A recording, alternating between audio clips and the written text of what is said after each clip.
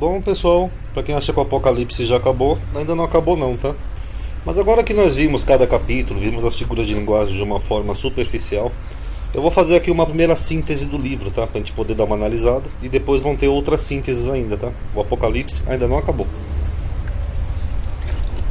O livro do Apocalipse, né, termina com a vitória da igreja, as bodas do Cordeiro e a derrota dos inimigos, né? Essa é a síntese do livro.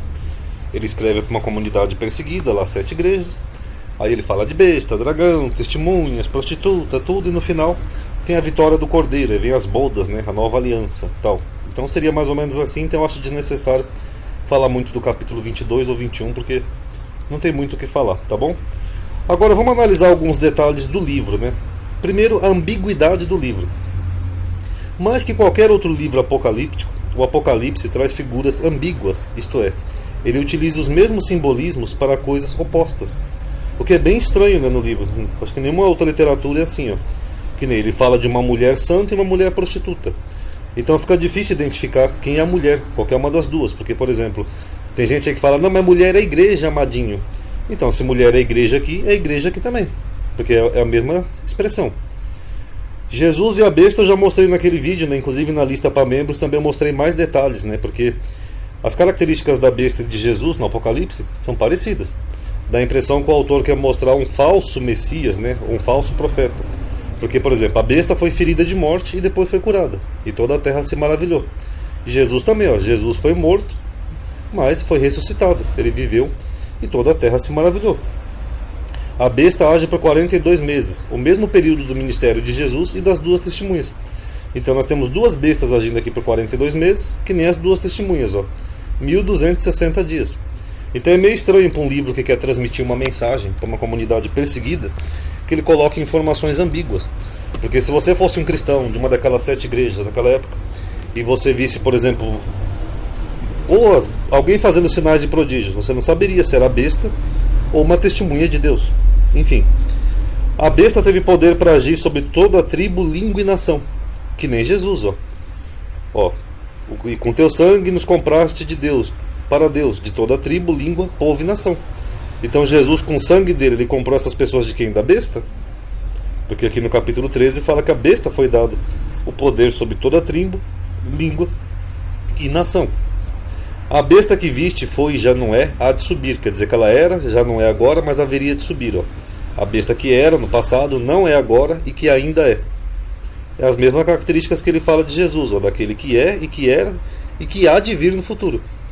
Que nem a besta que haveria de vir no futuro, ó, subir do abismo. Então, tem umas ambiguidades estranhas. Tem mais. Aqui eu já mostrei num vídeo para vocês que tanto as bestas quanto as testemunhas fazem sinais até o ponto de descer fogo do céu. Aqui, ó, a besta, ó.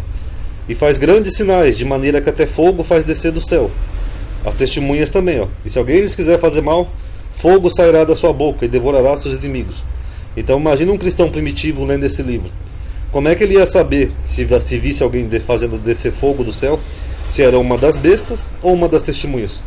Lembrando que as duas agem pelo mesmo período de tempo, 42 meses. A marca da besta e a marca de Deus são a mesma aqui, ó. Um sinal na mão direita ou na testa. A de Deus, a diferença é que não tem a mão direita, ó. Um sinal na testa. Aqui, ó, o sinal na testa, o sinal na testa. A mesma coisa. E hoje em dia tem muitos crentes aí que tem medo até de tomar vacina, que acham que é a marca da besta. E se um anjo vier selar esse crente, ó? Olha, você foi escolhido por Deus, tá? Eu vou colocar um selo na sua testa para você, quando morrer, ir direto pro céu. Como é que ele vai saber se é o selo de Deus ou é o selo da besta? Os dois são na testa. Tudo bem que aqui se refere à veneração, né? Eu já fiz um vídeo, mas é curiosa a ambiguidade do livro. E depois eu vou tentar fazer uma live, talvez domingo, para explicar um pouco dessas ambiguidades, as contradições e outros pontos aqui do livro, tá? Mas o Apocalipse ainda não acabou, tá? Depois ele vê um cavalo branco, que é uma das pragas, né? Aliás, aqui no capítulo 6, o cavalo branco é uma das pragas, que foi dada uma coroa para vencer, que é uma referência à guerra. Que nem quando eu comparei com o sermão profético aqui na playlist. Só que aqui no capítulo 19, o cavalo branco já é uma outra referência. O que está sentado sobre ele é fiel e verdadeiro, e julga com justiça. Mas é o mesmo simbolismo. Ou seja, um do bem, um do mal.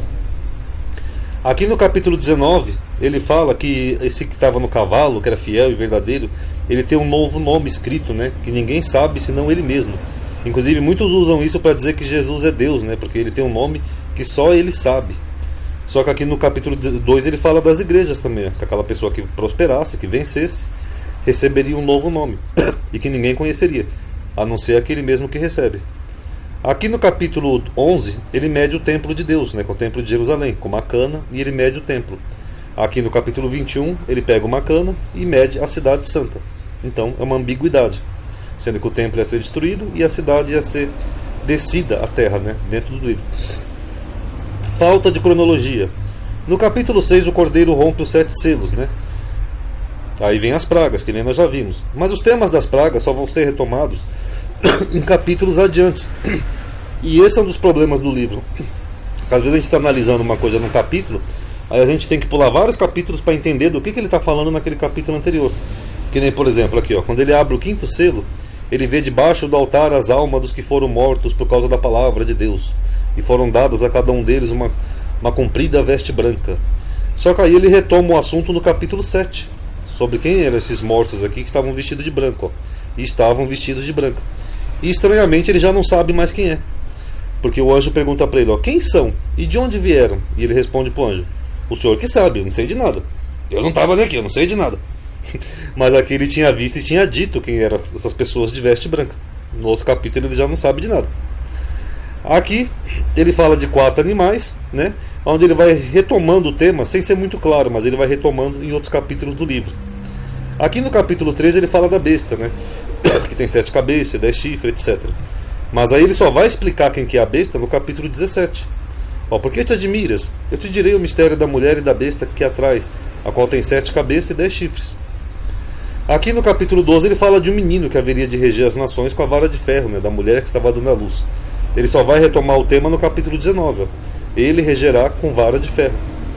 Então, é meio confusa a falta de cronologia do Apocalipse. Por isso que ninguém sabe se o livro foi escrito por mais de um autor ou em mais de uma época e depois foi compilado tudo. O que é o mais provável.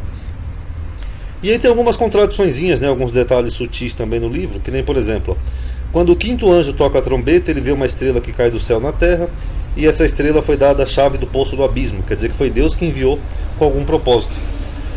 Só que quando chega no capítulo, versículo 11, já tem um rei, né, que é o anjo do abismo, ou seja, o mensageiro do abismo, que é um destruidor, o Apólio, o Abadom. Inclusive no capítulo 11 ele retoma de novo, ó, a besta que sobe do abismo, já não é mais nem o anjo, aí é a besta que faria a guerra às 2 testemunhas. Tudo bem que aqui abismo pode ser só uma expressão, né, uma figura de linguagem, mas é curioso um pouco. Aqui no capítulo 9 ele fala que os homens buscariam a morte e não achariam. E os homens buscarão a morte e não acharão, e desejarão morrer a morte e fugirá deles. Mas no mesmo capítulo ele fala que algumas pessoas morreriam. E os que não foram mortos por praga e não se arrependeram das suas obras, iriam morrer com outras pragas. E o mais curioso aqui também, que ele fala aqui como se fosse uma praga, né, que ia ser sofrimento tão terrível que as pessoas, alguns buscariam a morte e não encontrariam, é o mesmo que ele fala como bênção aqui depois para os salvos, ó. Ó, e não haverá mais morte, mas aqui já não é mais praga, que já seria como se fosse uma bênção. Aí fica essa dúvida, não ter mais morte é uma praga, ao ponto de algumas pessoas buscarem a morte fugir, ou é uma bênção que seria dada àqueles que forem eleitos de Deus? Meio ambíguo, né, com isso tudo. Aí, aqui no capítulo 10, né, ele escuta os mistérios lá de Deus, dos 7 trovões, e uma voz dizia, ó, sela o que os 7 trovões emitiram, não escreva, tá? Você sela isso daí, sela esse livro.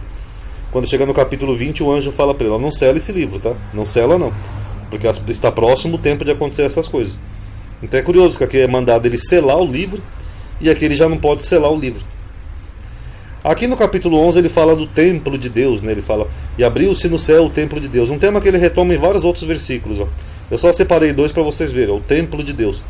Aí no capítulo 21, quando ele fala da nova Jerusalém espiritual, ele fala, eu não vi nela templo nenhum, porque o seu templo é o Senhor. Então o que houve com esse templo aqui que ele menciona em vários capítulos? Sumiu. Aqui no capítulo 17 ele fala de 7 reis. Alguns versículos adiante ele fala, são 10 reis.